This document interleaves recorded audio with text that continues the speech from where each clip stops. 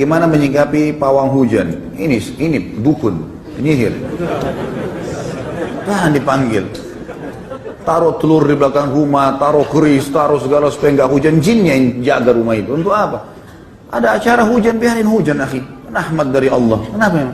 Pasang tenda, gitu kan? Masuk dalam ruangan. Kalau lebat sekali hujan, tunda hari lain. Jangan dipanggil. Pawang hujan ini dukun. Nggak boleh sama sekali. Haram dalam Islam. Walaupun mereka pakai bacaan-bacaan Al-Quran ya, jangan dipercaya.